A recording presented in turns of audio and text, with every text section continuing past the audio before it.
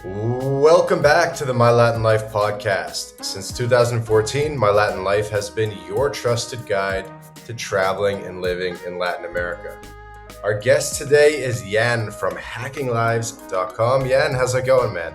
Hey, thanks for having me. It's great to talk again with you, right? So yeah, we've catched up like in the past, and thanks for having me on your podcast. Yeah, we got lunch or dinner or something in Paraguay like 2 years ago now. I guess so. It's been a while. Lost touch a little bit, but I noticed recently, just in the past month or two, you've been going pretty hard on Twitter again. Sharing a lot of information about flag theory stuff and different sovereignty concepts. So I was like, okay, like the guy's going hard. He's putting out content, so why not invite him on for a podcast? Yeah, thanks. Yeah, like you said, I'm trying to publish some kind of like, I would say, experiences, right? So what I received during a couple of decades of my life, and yeah, I'm feeling fine to share it. And now I'm like putting like sovereignty tips every single day, like one sovereignty tip. So it's more about like, hey, what to do, how to approach your like data, and how to approach your life from physical point of view, and what not to share, just not be profiled, and like to maintain the privacy and so on. Cool. This is all super good stuff, and I think I'm going to learn a lot as well. I think I have a ways to go, particularly on like the cybersecurity type of side, which I feel like you cover more, like the digital security, privacy type stuff that I don't know too much about. But before we get into it, remind me, where are you from? What country are you from? I'm originally Czech. I was born in Czech Republic, so it's Central Europe. Like Prague might sound to some listeners as a city. Uh-huh. Yeah, so these are my origins. Okay, cool. I was just hanging out with a buddy from Czech, and he said Brno, or I don't know Yeah, how to pronounce it. BRNO is like a pretty awesome city. like it's The second biggest. I don't know. Like Czechs, I would say generally speaking, they don't like Brno. It's like the second biggest city in Czech Republic. Prague is the capital, right? And yeah, there are like a lot of kind of jokes about Brno and so on. But yeah, it's kind of like, I would say it's a student city a lot, like generally speaking, Mhm. because there are a lot of universities, and there is like a lot of migration from Slovakia, which is like a bordering country, and a lot of Slovaks Uh-huh. are migrating to Czech Republic because it's still better for living Czech Republic than Slovakia. Like So higher salaries, or why? higher salaries, less regulations compared to Slovakia. It's kind of like an easier Oh, lifestyle, and yeah, after like those countries are being divided for like 30 years. So there were 93. There was a separation between Czech Republic and Slovakia, and those right. countries were like went totally different routes. So one is going kind of like more regulation, and Czech Republic is a little bit easier going compared to Slovakia. I'm not saying it's awesome, because like all the European Union shit is kind of like creeping on all the countries, but still like from the national policy, the Czech Republic is still freer country than Slovakia. So that's why Brno is also like crowded with a lot of students from Slovakia, and a lot of guys like studying there. It's That's why it's kind of like a student city with a lot of bars and restaurants and so on. Okay, good intel. And you're mostly based in Paraguay, is my understanding, or in Latin America. Bring us through, for me and for the audience, kind of how you decided to base up in South America. Why Paraguay? Like it's not specifically Paraguay, honestly. It's kind of like traveling like there and back, but with my age, and I'm getting to like yeah, I'm already in fourth decade. So I like, Okay, in your 40s. yeah, in my 40s. So I like slow traveling. So, you are not just jumping around like every 3 weeks, a different jurisdiction, but it's more like, hey, let's take a couple of months in one, and then let's move to another one. Yeah, and my like Latin American lifestyle is like for, yeah, like 20 years. Because I got just by coincidence to Latin America like when I was in my 20s, and from 20s basically I stuck with Latin America. So yeah, I've tried from Caribbean going south and south and south, and now I end up like southern cone. And yeah, like Mhm. Paraguay, Argentina, right, Brazil. Yeah, you are jumping around and trying to taste different jurisdictions, and also trying to find the best out of those jurisdictions. So um, I see it from the family life perspective, so it's a little bit different than from like just like individuals as nomads, because like for their needs it's a little bit distant from like a family needs. So yeah, it got own specifics. I'm trying to find them. I'm trying to like investigate where it's like kind of cool, what is good, what is bad. Yeah, and let's move on. Got it. And do you, speaking of family, do you have a family? Do you have any kids? Yeah, yeah, that's why it's like with a lot of guys, when I'm talking with them, they're normally in the space like our space, right? We are dealing with kind of like a global mobility, and trying to find Uh-huh. where it's great to live and what country has to offer. You're basically right, like doing the same, right? So you're covering Latin America, and a lot of people are missing in that space some kind of like information for families. Yes, it's Yeah. really, I would say it's a niche within a niche. So the niche itself is like, hey, we are nomads, or we are like trying to live in countries where it fits the best for us. But mostly 90% it's from like individual perspective, or maybe just the partners are traveling together. But when you put into that equation a kid, so you got a whole family, so then Yeah. it's kind of like a different a little bit, because you need to solve like more kind of like on a daily basis, how is the infrastructure, what about the education, what are the Right. like kind of community Healthcare. sports, healthcare, how to move around. And you need to look on that like from different perspective, because like when I was single or when I was young, it was like totally like whatever, I just Uh-huh. bite the bullet and I go. And now before like biting the bullet, you are like, okay, let me take a little bit step back. I'm gonna do some proper investigation, and then let's like move. So approach is different. And what I understand is like a lot of people are like, hey, we like, for example, trying to be like freer, having a freedom in our life, but a lot of families are having the hiccup, like, hey, we have zero intel. We don't have information. So because everything is from the individual perspective, but not a family perspective. So yeah, that's why what I'm trying to maybe like take edge on this style, because like I have to solve it yes or yes. There is no other way around. Hmm. Yeah, I'm actually very excited about the sort of family niche in Latin America. I agree that it's not talked about enough. We recently had on Jake Nomada. I'm not sure if you heard of him, and he's talking about, the LATAM dad angle and kind of raising kids in Latin America.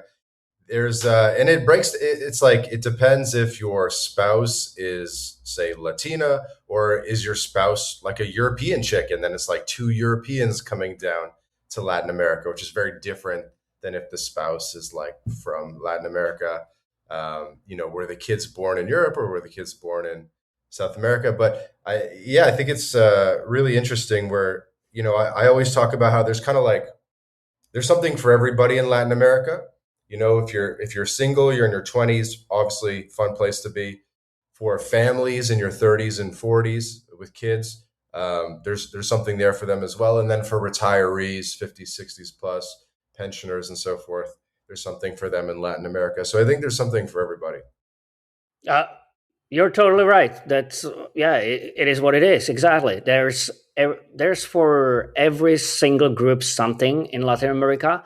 It's just like knowing, like I would say what defines all those groups together, and what is the same for every group you mentioned is like kind of dealing with the bureaucracy, right? So like the bureaucracy of every Latin American country, it's totally crazy, and you need to kind of like grasp the idea of how those countries work, and you have to deal with that. So no matter if your spouse is from Latin America or from US or from Europe, whatever it is, so you still have to deal with this kind of like a contact with the system somehow. at the beginning Yeah. at least, because like you need some permits, you need some visa, you need some set up the live or whatever it is, like you're buying a property or you're buying a vehicle, or you need to put kids at school. Okay, should it be a public system or private system? The same is for healthcare. So all those aspects are kind of like a similar for all groups in those terms, because like you need to understand how the system works, and then trying to find like legal loopholes to loophole it, because otherwise you know how it is, like in Latin America, mañana everything's mañana kind of. So Mhm. it's not like straightforward maybe like in Europe, but it gives you more freedom in those terms, like when you are set and ready to live. So then nobody cares about what you're doing. And what's your background? You're a software developer or some kind of, you had some kind of IT job, and that's how you were able to kind of get remote early on, I'm guessing. And that's why you're pretty familiar with these security issues. Totally wrong. No? Okay. No, totally wrong. Like, no, it was absolutely nothing to do with I'm fan of the IT and kind of like more into like uh kind of privacy and security. It go through like kind of Bitcoin, right? Because Uh, that is the kind of like rabbit hole what gets you into like, hey, how to protect your privacy and how to protect your kind of like sovereignty, and what to mhm, do and what not to do. But that Latin American side of things came from totally different perspective, because like I was having a company in health and fitness. And my job was to take care of the distribution of the products worldwide. So I had like 40 different jurisdictions under my belt, and just living life everywhere I had to do the business, right? So it was like from Asia, South Korea, through Africa, like South Africa was for some time, going to US, going to Latin America. So I had under my belt like 40 plus jurisdictions within a couple of years, and I was doing that for a lot of years. So my life was just basically wrapped around like being on the road like 250 days a year, and like living everywhere, changing time but what were zones. you doing other than Bitcoin? What were you doing? You weren't, you were working a remote job? No. It was like taking care of the distribution network. So taking care of our distributors for a company selling the physical products. But when you are selling Okay. as a manufacturer, You when were you're working for a Bitcoin or crypto company? no, it was not connected, totally not related to Bitcoin at all. It was just like a Okay. normal standard health, fitness industry business, doing Okay. like training equipment. Let's put it this way. And Okay. because of that, it was like just living in the airplane, hotel, houses. I was in one jurisdiction for a week, another jurisdiction I was for a month or two. So just depending on the needs, and just trying to like lift up the business in that local jurisdiction, and kind of like being supportive to all the counterparties I was dealing with. So yeah, that put me in a situation that I was living everywhere possible. I would say, like, where it made sense from business perspective, and because of that, I end up in Latin America. Okay. Good, good. It's surprising because I find a lot of the guys who talk about OPSEC and all that, they have like a technical background. Um, Yeah, but how did you, how did, yeah. Tell me. did you have like an incident or something that like said like, okay, I gotta get tough on OPSEC and all that, or just like an interest?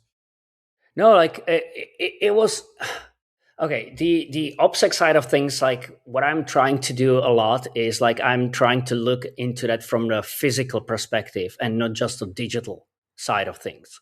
So like a lot of guys like you are talking about, that they are IT guys and they are like dealing with the digital privacy and digital security and do this and that. But what I'm generally speaking missing is like the connection with a human body, right? Because like we are physical creatures, so you can do something on the internet, which is the one side of things, but then you got that physical aspect of it, because like you need to move around, you need to move in some certain area or a city or a barrio whatever it is.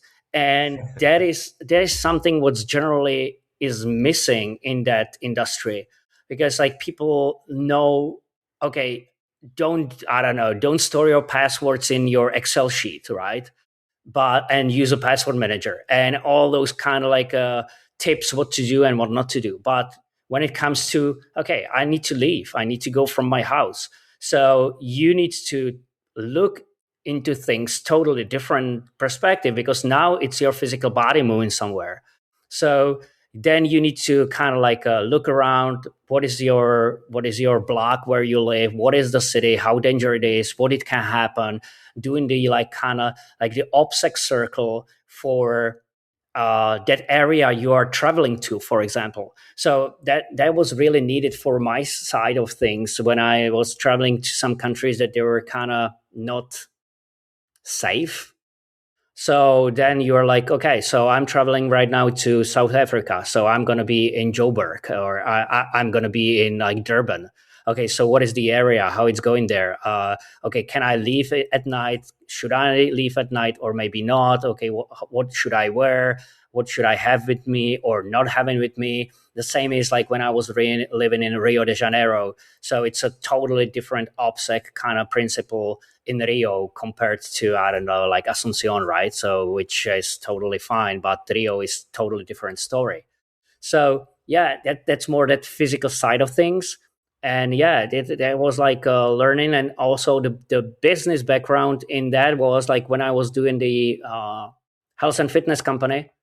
So we were also like dealing with physical prep for a couple of like units within a military. So yeah, that gave me a lot of insights into like kind of like those security principles, and what are the procedures and how to orientate in certain areas, and what protocol you should run, like what couple of points you should run and investigate before you take a move, and so on. So yeah, now it's applicable in Latin America easily, because like you know that, right? So if you're, I don't know, in Brazil is a huge country, and it's not about like Brazil, it's more about like city specific, or even you go into more granularity, and you need to know like what areas within the city are safe, what are not safe, okay, where it's okay to go and where not to go, and how to dress and how to blend in, and etc. Mhm. Yeah, let's give some people some actionable tips. So you've been doing the sovereignty tip thing. You're up to sovereignty tip number 28. Hopefully you got 100. Uh, I'm wondering, should I run through some of them, like and like read them out loud, um, or maybe just to start, how did you decide? I like this format of the sovereignty tips. It actually, I think it makes people want to subscribe and follow you because there's kind of like a promise of future tips, right? Yeah. So it's actually a good sort of growth hack. How did you think of this idea to do the sovereignty tips? All right, let's look. I got my phases, like I was active on Twitter, right? Then I like was pretty busy with everything else, so Twitter goes sideways. Now I came back like to Twitter to be more active, and I was like, hey, okay, so if I want to tweet, I want to tweet about something that brings value. So that's the whole point of, and also it's kind of like a little bit uh, like a journal for myself. Like, hey, that's a pretty good tip. Like you know it oftentimes, but oftentimes it's pretty hard to communicate it outside, like because you know these are the simple basic principles you should be aware of, but you know that like in your inner side, and it's hard to communicate it out. And I said like, hey, I know that, I'm like living it, I'm preaching it. So, okay, so let's put it in that kind of format. So let's do one tip a day.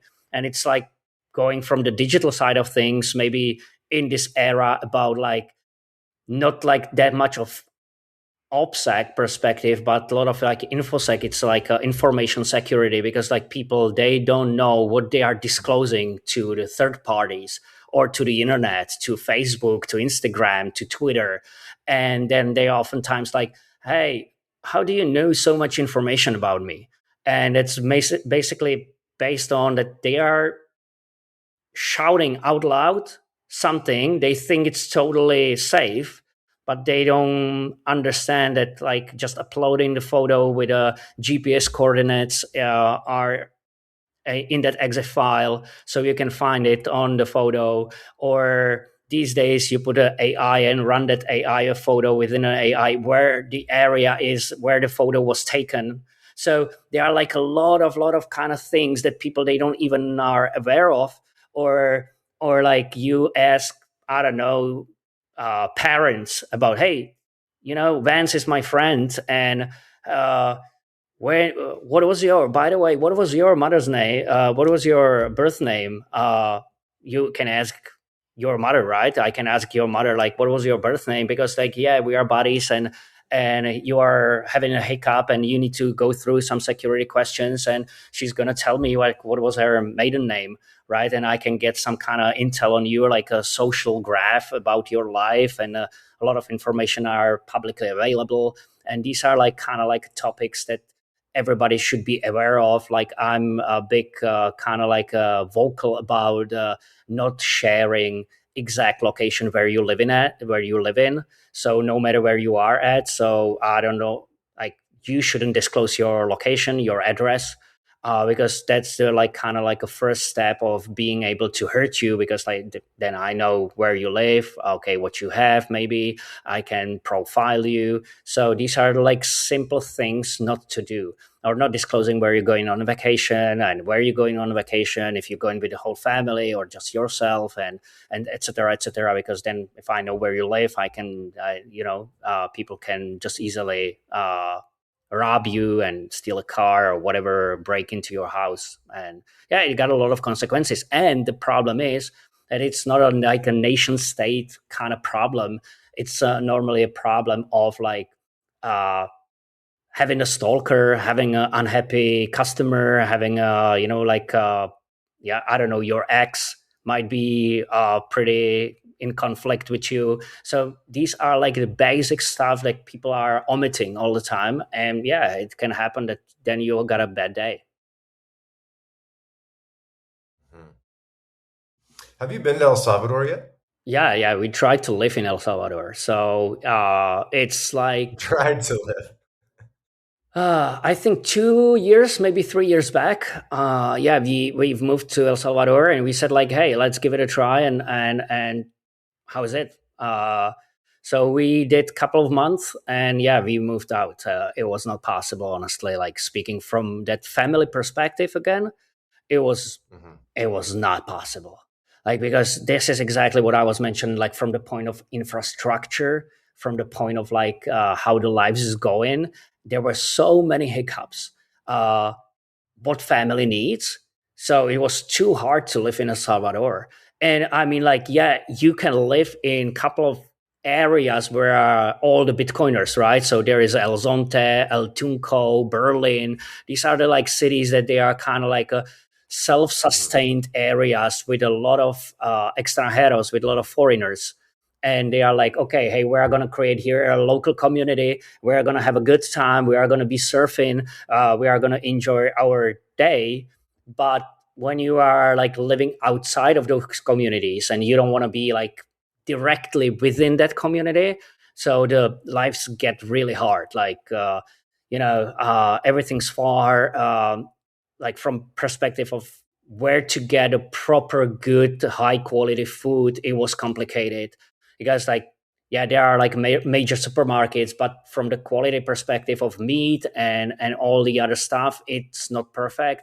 So you had to always like get it from like grass fed beef from the local farmer, which obviously takes time to get there, to buy it, or going to some farmers markets that they are not every single day. So healthcare issue, education issue, like yeah, it was not for me at that time. I'm not saying it's not gonna work in the future, but 2 years back, it was not a country. A little rough still. Yeah, It's getting better though. Yeah, it's coming together. That's kind of what I'm thinking is like give it like another 2 years. They got more of the schools built, more of the hospitals built, whatever, and then it'll be like pretty sick. yeah. Like I believe we are looking at like maybe 5, 10 year time period. and it's going to be like, yeah, let's go to El Salvador. It's going, the trajectory, at least right now, is kind of like a uprising, right? The thing is that 2 years back, it was not the thing. It was really hard. So yeah, I would say you could have lived in San Salvador, in the capital.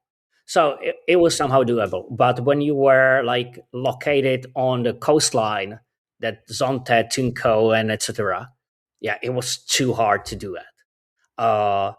And yeah, and we said like, yeah, there are a lot of other countries in Latin America where it works better. And another thing is like the freedom and safety are two different concepts, and this is something like what I Mm, was also not okay with. So like from perspective of safety, even though like I don't know, if European comes to El Salvador probably during the night on some tiny kind of streets, they will be like, wow, that looks dangerous. The reality is it is not danger. It's a really safe country, and I have to admit it's totally truth. The problem is that the safety means that there is less freedom, right? Because like, hey, you don't have a seatbelt. Okay, here's the fine. You cannot have a cellular and driving and talking. In other countries, it's totally like kind of like whatever. No, nobody cares. In El Salvador, it's kind of like a punishable, and you cannot have a firearms. Obviously, it's complicated. So there are like a lot of restrictions to maintain the country safe, and the safety is mhm. one of the important parts, but I would like to mix it to have like safety and a freedom at the same time, so that you can not doing anything illicit, everything totally legal and not bothering others, and live, but living as you want to. So I don't know, if somebody is driving a motorcycle without a helmet, okay, be my guest, that's your problem, like not mine, right? So it kind of like a accountability, responsibility, like your responsibility of like doing the good thing, but not imposing on you like, no, you have to have your lights turned on in a vehicle, and if those lights are not turned on, we are going to fine you. Like, why? Like, I mean, it's a day, there is a daylight, so why should I have it turned on? Like, those kind of like a bullshit kind of regulations, that is like pissing me off. And yeah, there are countries where nobody really cares, but I would say Salvador is not one of them. Yeah, it's a balance, right? It's kind of hard to get the right combination of freedom and safety. Um, some days I'm like, I would love to live in like Czech Republic or Switzerland and, be able to walk around at night.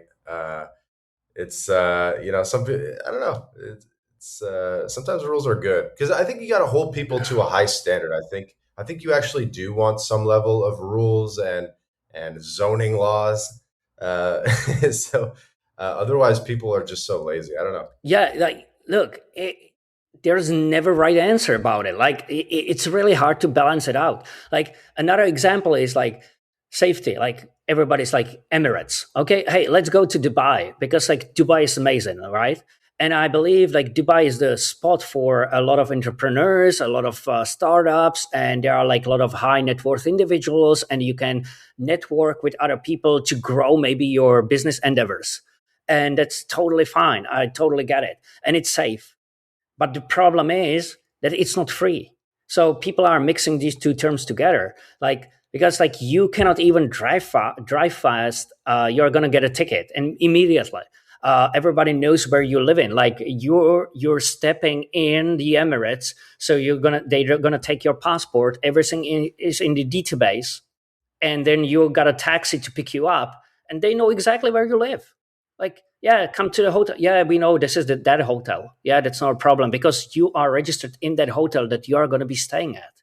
So it's kind of like a total surveillance of what you're doing, where you at, like where you walking, how you walk, how you behave.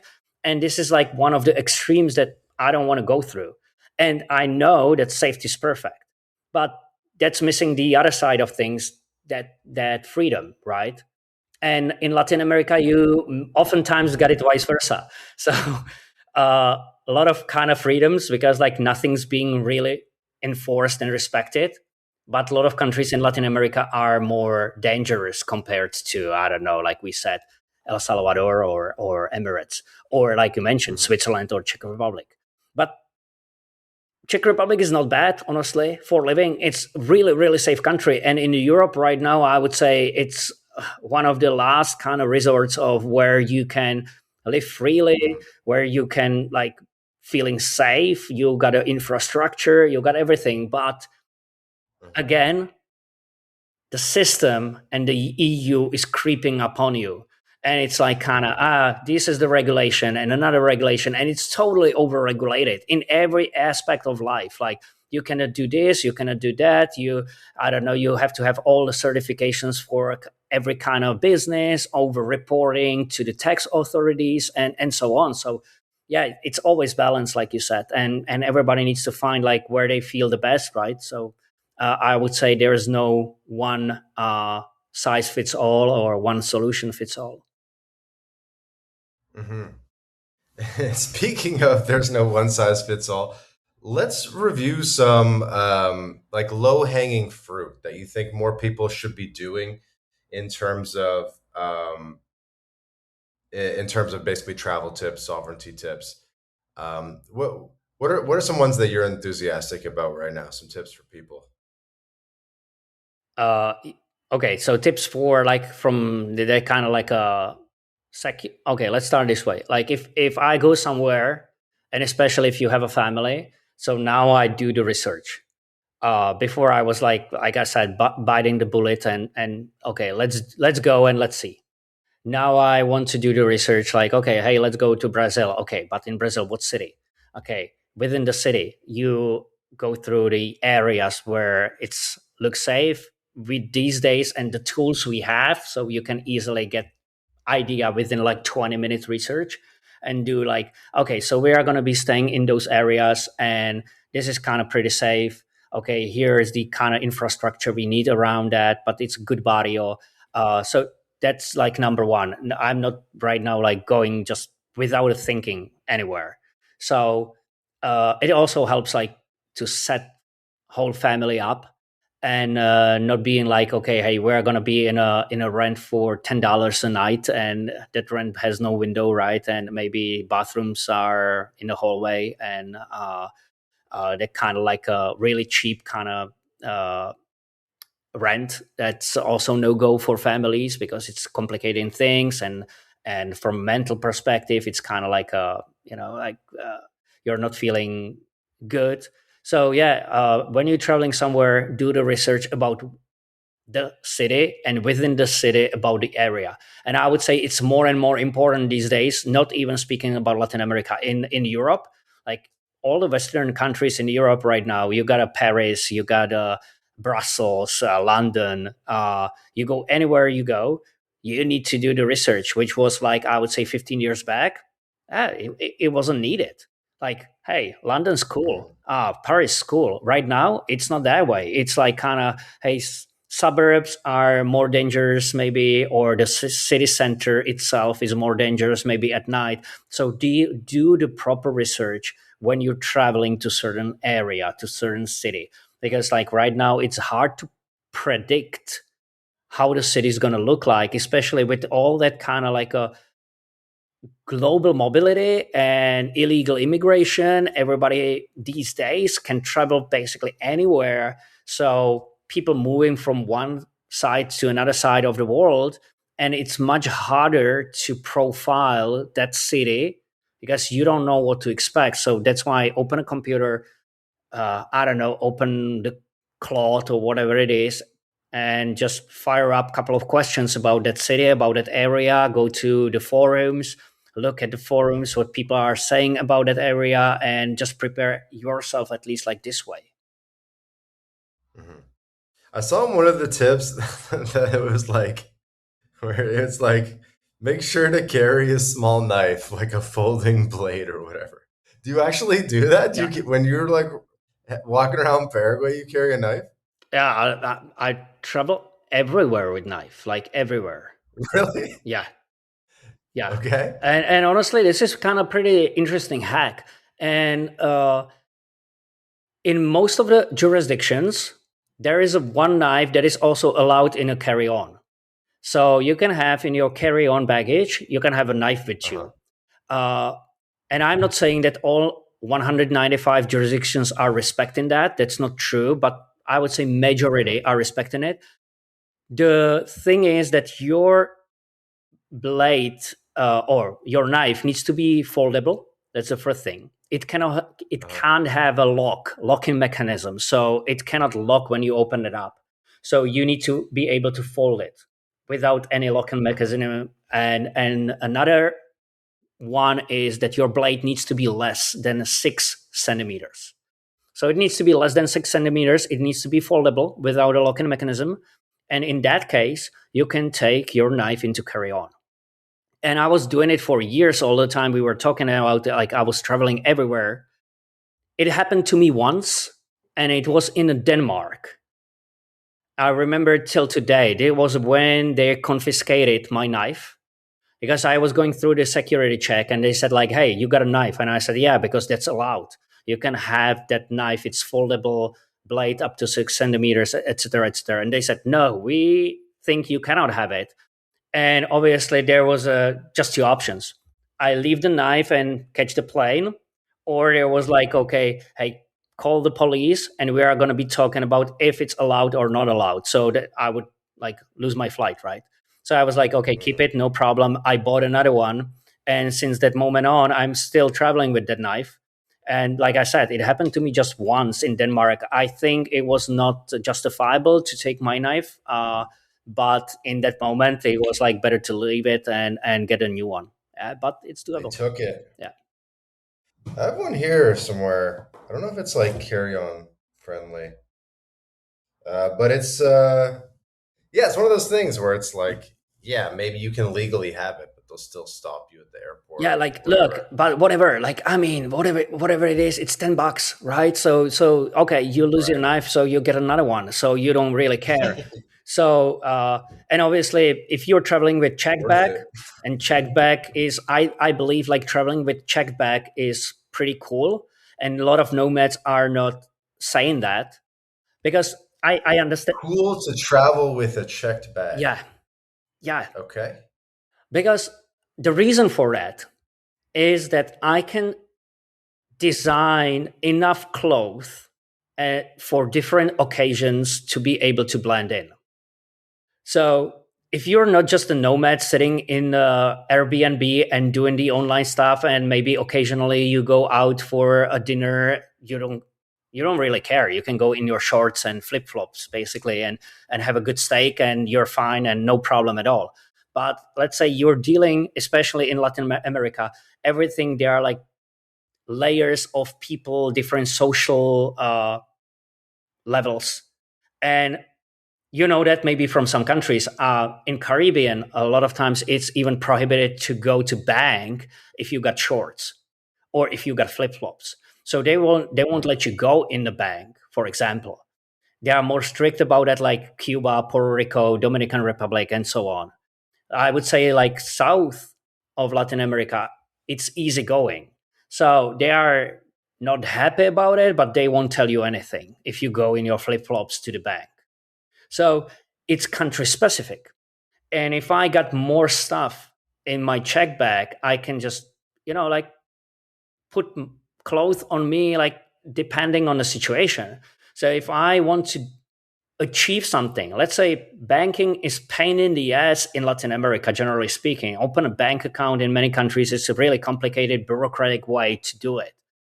But I know that if I'm going to put a suit on and I'm going to that bank, I always achieved everything I wanted because it's about like look how you act, what do you want. If you are concise about your information, you're not there just with your flip-flops and shorts, and you can achieve much more. And I'm not saying I'm happy about it, but I need to just adjust, like blend in. And if I don't know, if I go to the beach, obviously I take shorts and flip flops, right? Or if I go to networking event that is with the cypherpunks, so I'm going with my hoodie and whatever, and like cool. But if I'm going to a networking event that is like more about like a business oriented guys, so I'm not gonna probably go in a hoodie, right? So you want to kind of like adjust to the situation, and you can hardly do it with like carry on, because if you don't have other shoes, you don't have multiple kind of layers or multiple kind of clothes to, depending on that event. Plus, when you got a check bag, you can take with you another knives, you can take more blades, you can take like other kind of like necessities that you need daily, like multi tools. Like anywhere you are at in Latin America, there's always something that needs to be repaired, even in your apartment, in your even Airbnb, and just calling up somebody that, hey, your table is kind of like missing one leg. Okay, nobody's gonna come within 24 hours to repair it. So it's much simpler to just, yeah, hey, here's my tools and I'm gonna repair it. It's fast, in 5 minutes done, and duct tape and I don't know, and your multi tool is solving everything. So that's why check bag, I believe, is good, and especially if you are with family, it's just another reason to have it. I'm not saying that everyone has to have a check bag, but at least you need one, and you put all the shit inside of it, and you're set. And if you're flying to Africa, you just change the clothes, like depending on the jurisdiction. Yeah, but if it's in a checked bag, then if they lose the bag, then you know, then you don't have the stuff. What's the benefit of the check bag? Like, if you just had a second carry on, wouldn't it still accomplish all this stuff in terms of having Yeah, like clothes that blend in? concerning clothes, obviously possible to have another carry on. Yeah, why not? But you're missing all those longer blades and all those multi tools. Uh, I would say even like kind of bigger pepper sprays or whatever it is. Like, Okay, because you're saying you get more allowances, or like you can bring things in a checked bag that you can't bring yeah, in a carry on, yeah, like you're liquids or limited. whatever. Like you got an option. Like if you're pretty smart about it, and I'm not gonna advise here like how to do that, but you're even it's possible to take a pepper spray up with a check bag. Oh, sorry, with a carry on. With a carry on, it's doable, but obviously it cannot be like a big can of pepper spray, or it cannot be that visible and so on. So, but there are ways to do it, but it's more limited. Uh, on the other hand, with that check bag, your allowances are much bigger, and yeah, you're cool. That's so funny. Dude, I want to check. I almost never check a bag, but I would do it just to have bottles of wine. Like, if I'm going to Mexico or somewhere that doesn't have wine, like I gotta bring my supply. Yeah, like there are some countries that you can even have bottles of wine in your carry on, but the problem is that normally it's like within a country, right? Like within Argentina, you can Uh-huh. fly, and you can, National yeah, flight. national flights, it's okay. In South Africa, it's the same. You got national flights like, I don't know, like Cape Town to Joburg, and you can take whatever 3 bottles of wine, and that's not a problem to carry on. But yeah, that's not an international flight. Got it. So I get the allowances argument. That makes sense. Um, then you get addicted to checking a bag, and then you can't live without checking a bag because you're like, oh, this stuff can only be in a check bag. But anyway, okay, so we got about 10 minutes left. I got some random questions for you. So here's one, a tweet you put out about 10 days ago. I'm going to read it word for word. Get your take on it. Canada is a failed state. You can't vote your way out of this. The only option is to leave and let them totally destroy the country. Unfortunately, Canada is not the only one with this stupid idea, referring to Bill C-22 in the surveillance state. Tell me about this tweet. Yeah, like Canada is Canada is not the only one. I can see it like from that as a European, from the European perspective. And now I've met with a couple of families from Canada in Latin America, families and with kids, and Uh-huh. it's mind blowing. Like the bottom line is for everyone is the same. Like, hey, we live in Canada because like we don't like, first of all, they don't like taxes. That's one of the reasons that is like, I would say, really strong. And second is like, okay, surveillance is creeping upon us, and we got less and less freedoms compared to 10 years ago. So yeah, family are moving to Latin America, and they are like having challenges with local systems, obviously, which is not like all the social benefits that you would expect probably in Western countries. But yeah, it's I mean, the bottom line is the same. Like people are seeking for more freedoms, and those that are having some financial basis already, they are set up. They are like, okay, let's bite the bullet and let's go to other country because we, for our incomes we can live somewhere else much better. And it's a game theory which is nicely played, that they are now jurisdictions offering you a better lifestyle than the Western countries, because they see the potential that people are going to be moving and migrating to maybe some Latin American countries, and those countries are going to benefit from all that money coming in the economy, and those people are going to be spending their money in exchange for more freedoms. And yeah, and Western countries are going to be falling, and they need to find a bottom. And I'm always saying everything is like in kind of like a sinusoids, right? So everything's going up and down, and there are like a periods of time where you're Mhm. you're reaching the top. Later on, you're dropping down. You need to hit the rock bottom, which we know don't know where it is, but within, I don't know, maybe 1 2 decades, we're gonna go up again in Western civilizations. It's repeating pattern, but you need to go through downsides to realize that you are gonna hit a rock bottom. Everything's gonna be shitty. Everything's gonna be bad, and then like there is a proverb, right, that good times are creating a weak man, and weak men are doing the hard times are creating a strong man, and strong men are creating good times. And this is exactly the mechanism that is constantly working. And I think Canada included and whole European Union are in decline. We need to hit Yeah. the rock bottom, maybe 5 years, maybe 10 years, maybe 2 decades, I don't know.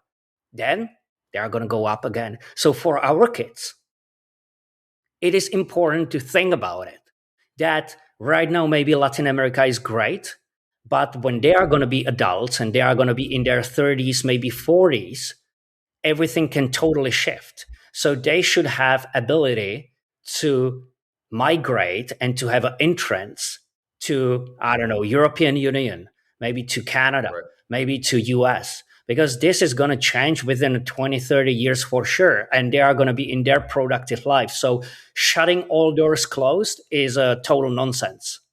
But you should be just right now playing the game. Now it makes sense. Maybe for our lifetime, it's just solved already because we are in our like productive age, but for them it's going to be a different story, and you have to always count with that. The global mobility stack. Yeah, like I am really against like of hey, I'm going to renounce something because of. Renouncing is the like really last resort. And I would say if you're going to renounce your citizenship, and it's still like I would say tier 1 citizenship, it's generally speaking, if there's not a really strong reason for it, it's generally speaking stupid idea, because you need your kids to have at least that citizenship. Because like I said, 20, 30 years from now, they're going to be maybe like, hey dad, it would be really great to have that citizenship, but I don't have it because of XYZ. So yeah, having that mobility stack, global opening doors, maybe not living in those jurisdictions for a long period of time, maybe for your rest of your life, it's one thing, but you always have to think and for another generation, and that another generation is gonna live different life than we are living. Okay, so with the time we have left, there's one more I wanted to ask you about, which was about basically US banking. Did I lose the tweets? No. Okay, got it. Sovereignty tip 14. The only non CRS bank account actually worth the money is the US jurisdiction for non US residents, non US citizens. Everything else is BS. Why? Because every other non CRS country is a shithole when it comes to money. They don't understand it. They don't understand that money makes money. The second you move some capital, they panic. Scrutiny, questions, delays, internal rules. And the tweet goes on. Uh, And then it says you can open your own account at a top 10 US bank completely free and 100% online. So I deal with a lot of Canadian and European clients as well. We always generally tell them get U.S. banking, get a U.S. LLC, get the ITIN number.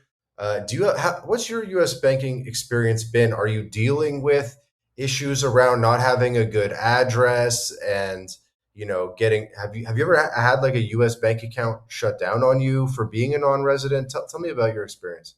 Like, okay, so there are private accounts, right, and corporate accounts. So corporate accounts are kind of okay because, like, when you are running limited liability, you open a banking, corporate banking, there's Yeah, no issue. So yeah, mostly people are having issue with a private banking, right? So private account on their name. And obviously, like, yeah, you said, there are multiple banking options in the US. Some, or not some, most of them require that you physically go to the US. That is true. So mostly you need to go to the US. Miami is a pretty good area to open bank accounts. You need not necessarily ITIN if you don't need a credit line. So you don't even have to have ITIN in most of the banks, but you need a US address. That is for sure. But having a bank account in the US, it's totally fine. That's doable. Maybe you need to visit a couple of branches because not all the branches are in line. So you go, I don't know, to one Bank of America in Brickell, and they're tell you like, hey, we're not going to open you a bank account. So you go to Bank America branch, like just around the corner, and they are like, yeah, no problem, we are going to open your bank account. So it really depends like who you're dealing with. So if you got some contacts within that bank, it's even better.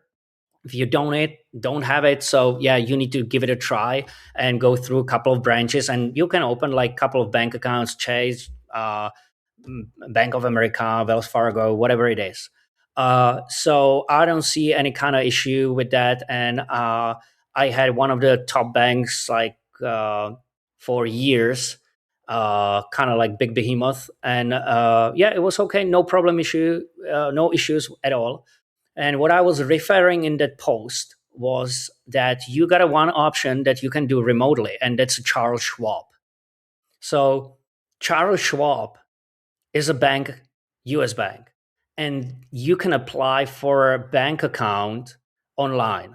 So you as a non-US citizen, non-US resident, you just open an international Charles Schwab bank account that is brokerage account and a checking account. So you got access to all the stock markets, so you can also invest through them. I'm not saying you have to do it, but you also got a checking account with your fiat money. You got your debit card with that.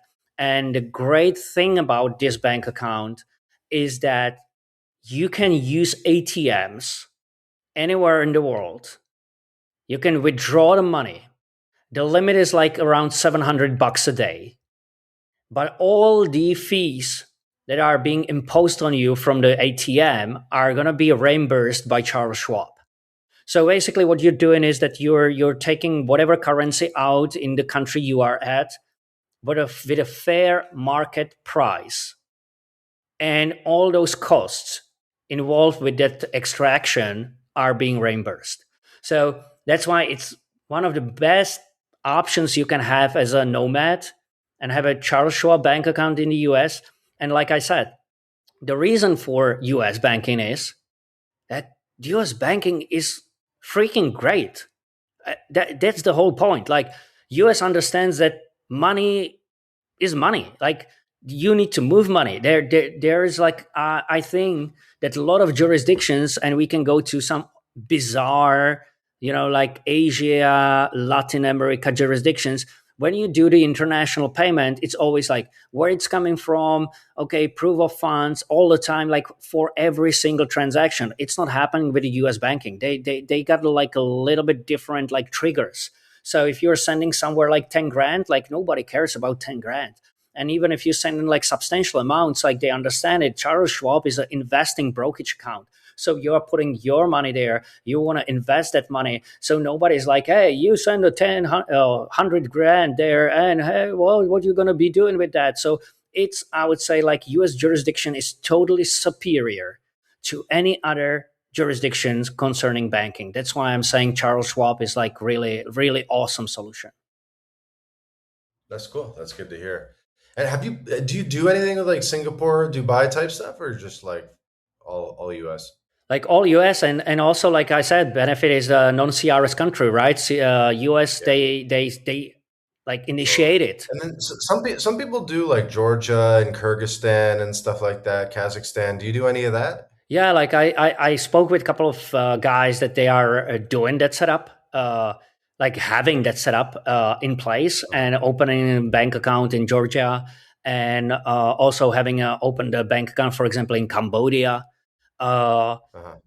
the problem is that and I think for daily spending, it's totally fine, and I think it's a kind of like working solution.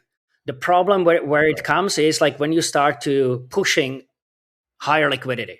So Right. now when you Like start, where do you want your life savings to be? yeah. So another thing is like geopolitical risks of that jurisdiction, right? So, wow, what we are going to be doing, like if they're going to freeze your bank account, because Georgia is kind of like geopolitically like not a perfect place, and you don't want to have a two, three, four, 500 k in Georgia, right? So Yeah, that makes sense. US again, you're Right, right. converging back to the US with any substantial amount. So for daily driver, Yeah, yeah, why not to have Georgia? But totally. you, Yeah, for the Canadian clients, like they want to be in the US. They, for us, Georgia is such a foreign concept. But I feel like for the Europeans, they gravitate a little bit more towards the Georgias and the Kazakhstans of this world, just because it's like a little bit closer and stuff. But no, that's good. I didn't know Charles Schwab you could open basically without an ITIN online. That's pretty yeah. insane. Uh, that's a good tip. I like Okay, so we'll get some.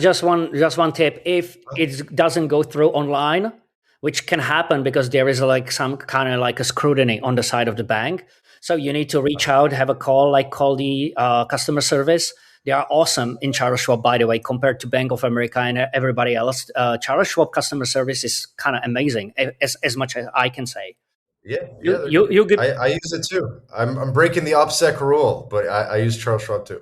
Yeah, like eh, you give them a call, like, look, I'm trying to open an account, and they are like, hey, okay, so in that case, if it's not going through online, so they send you the PDF. That PDF you need to fill in. It's the questionnaire. Your fax, you need to fax it, obviously, but you have to fax that questionnaire back to Charles Schwab. You give it like a week or two, and if there's no hiccup, obviously, which depends on the client, yeah, they're going to open that bank account without a problem. So maybe it can be a hiccup down the road, just online application. So in that case, you need to ask for the PDF questionnaire to send you over that. But you Mhm. can do it, and still it's remote, and you don't have to go to the US, and you got a like, yeah, Charles Schwab account. And I think like, yeah, for all the nomads, this is the account to have. That's good. That's good. Yeah, persistence is underrated in this world. Okay, so we gotta wrap it up there. Hackinglives.com. Tell people a little bit where they can find you. Any last message for the audience. Like, yeah, I'm mostly active on Twitter. So if you want to catch up on Twitter, that would be great. I'm there as Stallion del Sur. So the handle, so you can find me there. I'm posting, like you said, those tips every day. And yeah, or you can check the websites, and I'm putting the blog there, and some hacks when you find something interesting. So you want to share it with the world. So it's normally on the blog. And yeah, now putting together all the financial services available, for example, for people living in Latin America. So what you can use in different jurisdictions, and how to hack it, and what can be opened with what documents, and so on. So yeah. Love it. I think that's great. We'll have to have you back on and get more into detail. I know we just barely scratched the surface on today's episode, but that's all the time we have for today. This has been another episode of the My Latin Life podcast. Again, our guest today, Jan Stallion del Sur. Link in the description to follow him on Twitter and everywhere else. And we will see you guys in the next episode. Reminder, we put out 2 episodes a week with amazing guests like Jan, and you won't want to miss an episode. So please subscribe, leave a review. Helps us grow the show. We'll see you in the next episode. Ciao for now. Thank you for